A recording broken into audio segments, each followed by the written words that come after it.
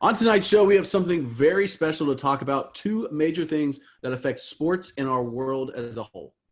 And it's a big discussion with a lot to cover, so we split it up into two parts. Tonight, we're going to discuss the COVID-19 pandemic, and then later this weekend, we'll discuss the institutional racism in our country. We brought in Coach Terry Fowler and Coach Jaida Williams, two phenomenal coaches on and off of the court. Best way to say it, leaders. So we're going to start by discussing something that affected them at the end of last season and has followed them all the way up into now, preparing for this upcoming season, the COVID-19 pandemic. Let's get into it. So the first thing, we'll just dive right in for both of you guys. What has life been like since they cut off all sports basically back in March? Is there a going through the motions through all this? What has life been like for you guys as head coaches? Ladies first. Okay. I think every coach in America will tell you we probably have worked harder during the pandemic than prior to. We're responsible for making sure our student athletes are okay. We've been recruiting our butts off. We're Zoomed out, keeping up with the NCAA and all of their changes that they have, keeping up with our jobs, compliance, how things are changing on and off our campus. The reality is none of us have had the opportunity to have a vacation yet because we're still working so much. We're up at 8 a.m. A lot of times we're doing Zooms, recruiting all the way until the night hours. We got our families with us who need attention as well. And so, I feel like we've had the beautiful luxury of working from home, but it's a lot more intense. Especially being that you're not in the office, there's not a ton of distractions in terms of student athletes and people coming in and out. And so you're from one meeting, to the next phone call, to the next. So it's been incredibly busy, but I would be a lie to say I'm not blessed. I've been fortunate to be healthy and my family to be healthy during this time. And we're fortunate to continue to do a job we love. And so that's what it's been like during this time. Hey, what about you? Yeah, I would agree with what Coach said. It really has been. I feel like more work because when you're in the office, you have the interaction with your kids. They're coming back and forth. So some of those meetings happen organically. With your staff, they happen organically. You're just talking. Well, now it's, okay, here's a head coach's meeting on a Zoom. Well, now I need to disseminate that information to my staff. I've got to talk to my strength and conditioning coach, the athletic trainer, academic advisor. So you're making multiple phone calls where a lot of times I'm just walking around campus and I can stop by and see different people. And again, like Coach said, it's 8 o'clock in the morning. And next thing you know, look up, it's 6 o'clock. I mean, and for me, look, I love breaking bread and I love lunch.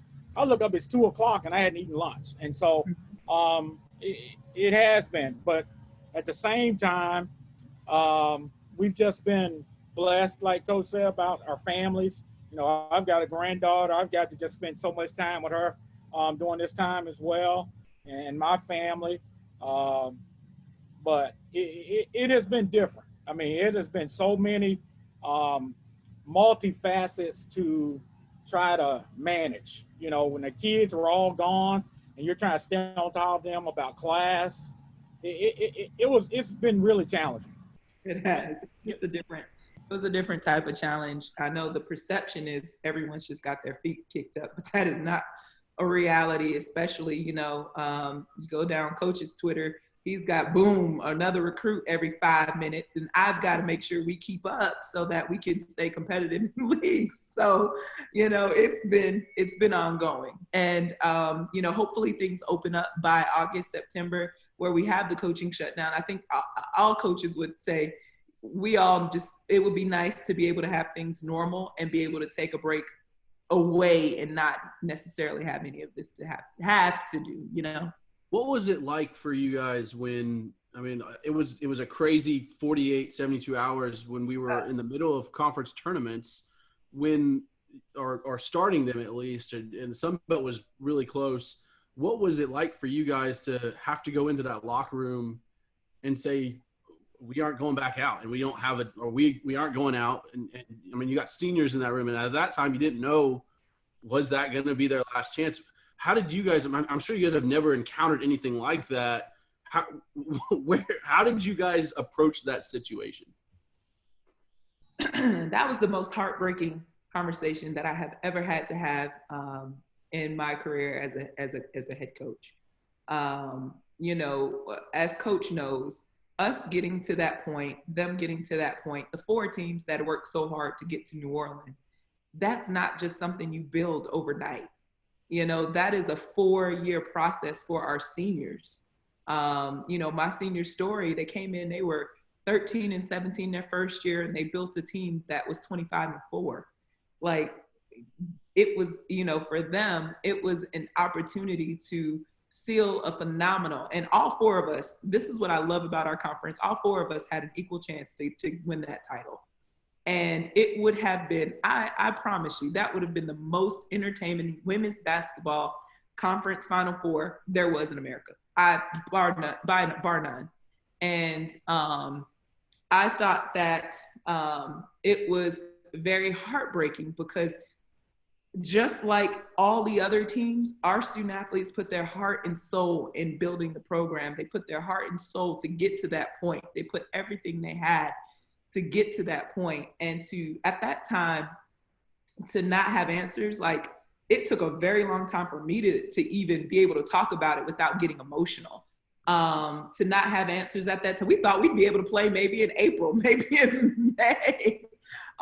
We had no idea what was going to happen at that time. And so that was the hardest conversation to have. It's the hardest reality that we've had to swallow. And in sports, you're always taught to move on to the next play. Well, that was tough. That was tough for us.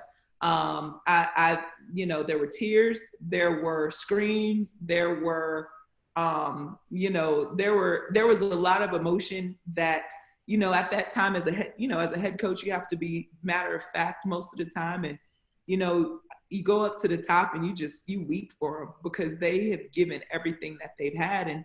And I know my coworkers and colleagues that were in the Final Four felt the exact same way, because we were all like, shoot, hey, let's go to a park and play. Like, everybody we all want to know what would have happened, because you have 4 quality, talented teams, competitive, who all just, like, God, it was, you know, it is what it is, you know. Go ahead, Coach.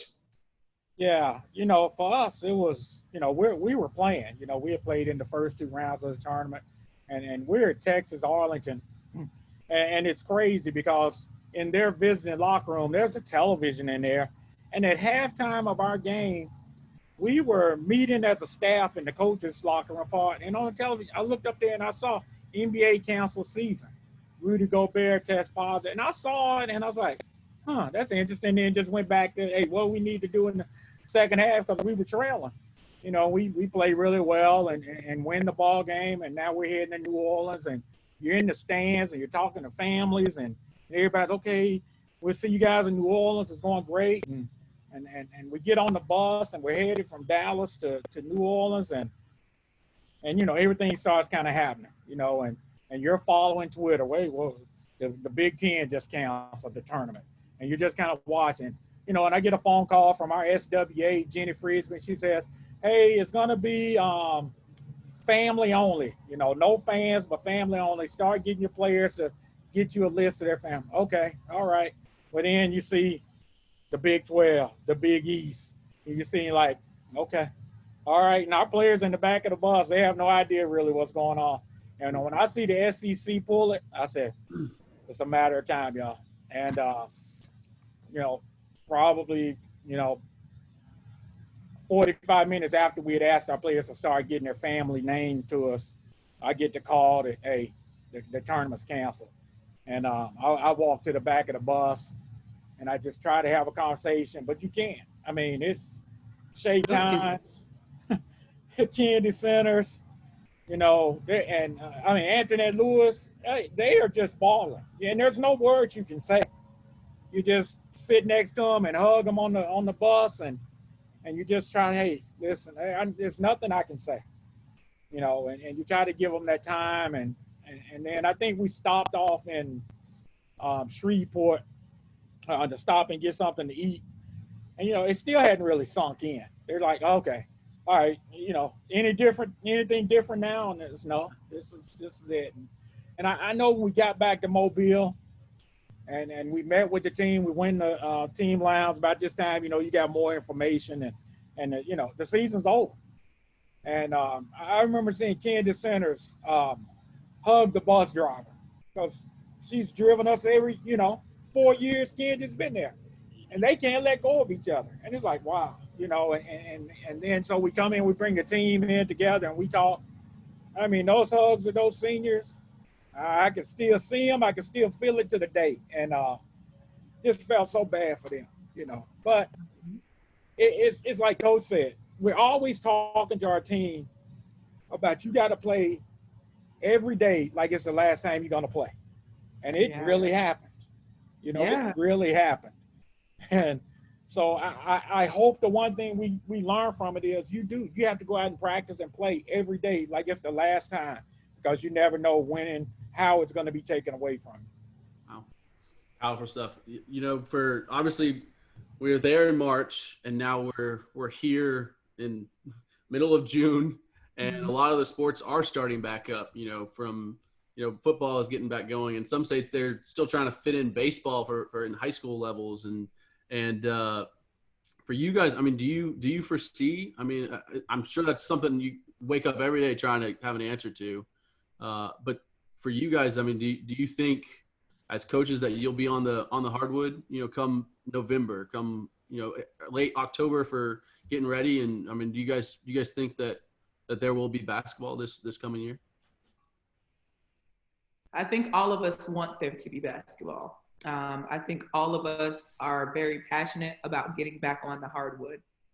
I think all of us also understand we are living something we have never experienced ever and probably will never, ever experience again in this lifetime. That's the best answer that I got. We want, our heart wants to be on that floor. And I know football is trying. But they're popping up case after case after case. Texas just came out. They had 13 cases today that they found out about. And so, I don't know. I don't know what that looks like. I want it to look like normal, but only God knows.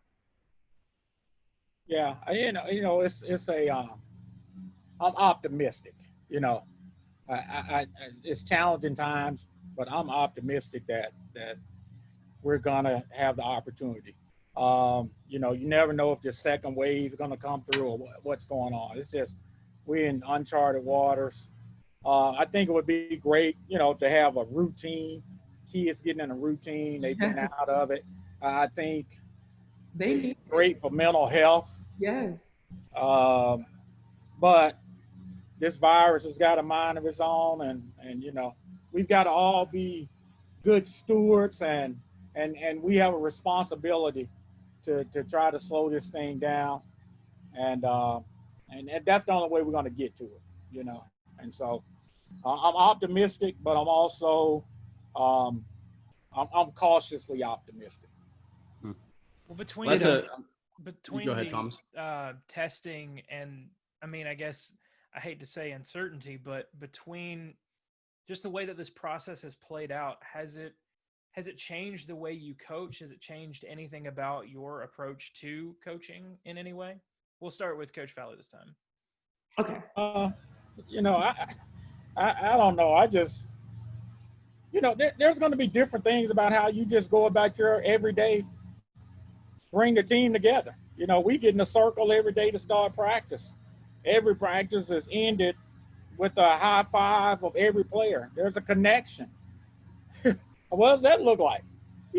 Before we even talk about getting on the floor and how the game is played, closer than 6 feet. I mean, I don't know. I just think there's just so many things that are going to be different. The pregame handshake between the two teams after the national anthem. I mean, it's just going to look different. And those are all things that they were starting to put in place in March. I mean, I remember being at the tournament and at UTA and, elbow and with the officials instead of a handshake or whatever, and elbowing with the coaches, as we met with each other and we really looked at each other. Do we really have to? It was weird. And I think now that's going to take a whole nother level before we even talking about your team. Just your day-to-day. Are you going to have access to your locker room? Can we be in the locker room together? Yeah, there's just questions that, we don't know, or are you going to have to coach in a mask? I don't know. There's just so much that, coaching your team different and all that. Just your daily routines are going to be different. Mm-hmm. And I would love if Coach had to coach in a mask with you. They don't listen to me anyway, so it'd be great. They'll probably buy me a couple. I mean, it's really interesting. I mean, me and Thomas, we've done episodes on this before, really focused on football. But even as we talk before, we think about all the things that, that might have to happen. And then as we're talking, we start thinking about more and more things, just like little daily things that you never thought about. And I mean, just as you were saying, handshakes, I mean, just a team huddle, like just stuff like that. I mean, it's like going down the rabbit hole, like Coach kind of said, of you just find all of these things. And that is the tough thing, I think, with sports in general, because it's such a contact, event. Thomas, did you have another? Anything to add to that? In terms of just the way that you're approaching the game. I think Coach hit everything on the head when he talked about just what it will look like in practice terms. I think when it comes to recruiting and all of that stuff, I think those will change as well. Like I'm sure for us that are at the mid-major level, our bosses are like, you guys are getting commitments and you're sitting at home. Can we keep this thing rolling? I just think that, life as we knew it is going to be completely different. And so it's up to the innovators and what is that going to look like going forward? I think that, all of us know and agree we crave athletics, like all of us. You don't realize how much sports. Listen, I love my Peloton. I'm a Peloton junkie, right? They had a 30-minute Peloton event on TV where like Don Staley and some other folks rode their bikes, and I was in it like it was game 7. I'm like, go. Right. Sports is just so much of who we are and brings so much greatness to the world. And I know we'll talk about that stuff later that, we're going to have to figure this out. And yes, there's going to be a lot of changes, but the great Pat Summitt says the only thing inevitable is change. Like change is going to happen. And it's just those that are going to be able to adapt with those changes. So all of those accounts are, I mean, when I heard him talking about going to the back of the bus and just seeing girls break down, like that to me in the interview, I was an athlete growing up my entire life too, and never had to go through that, thank God. But like to just know that your everything that you had worked for, and even at the time, you still had a little bit of hope that maybe, in a month we'd get back and do it. And just, you didn't know at the time. And so you didn't know what was about to happen. And you talk about just pulling a heart out of an athlete right there, that everything they worked for completely out of their hands was taken away. And especially for those seniors, I can't imagine that they absolutely it took them, I'm sure, hours, if not days, to just come to grips with the fact that that's it. Their career's over. The game that they just played was the last one, and now they're not learning this for the first time. Yeah. The way they both handled it as coaches, and that's, I liked, she showed, even she's like, I didn't know how to come to terms with it. I mean, I was a coach. I mean, I know they put all this time in. We all put time into it. And it's tough. I think it's still going to be tough to get just sports going. I know basketball has a little bit more leeway than football. Football is the main talker right now.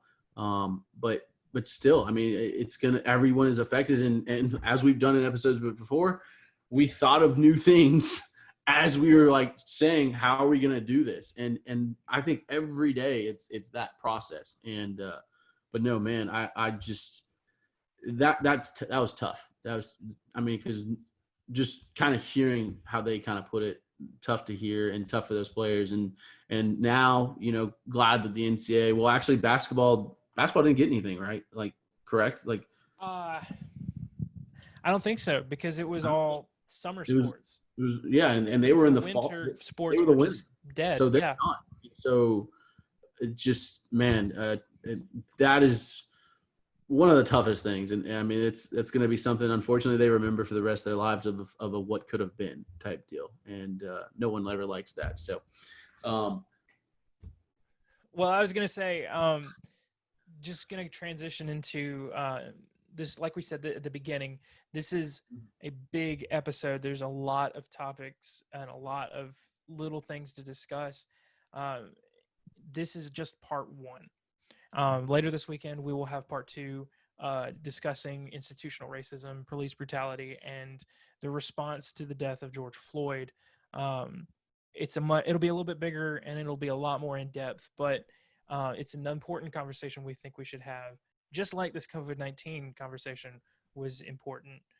So we hope you'll stick with us and follow us on Twitter to find out when this next episode will come out.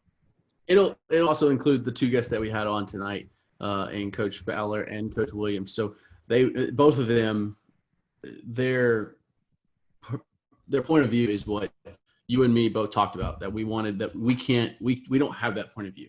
And so it's an incredible episode. Be sure to tune in, like us, follow us, this is an episode you will not want to miss. This is probably going to be one of my most proudest moments of just being able to talk and have a conversation with these people, and probably one of our best episodes that we've ever done. And so be sure to tune in. That will, like he said, coming up later on this weekend. But as for right now, thank you for listening to the Bench Boys, at Colin Cahill 13, at Thomas J. Gleaton, and just hit that subscribe button, man, because the next episode is going to be an amazing one. Definitely come on back.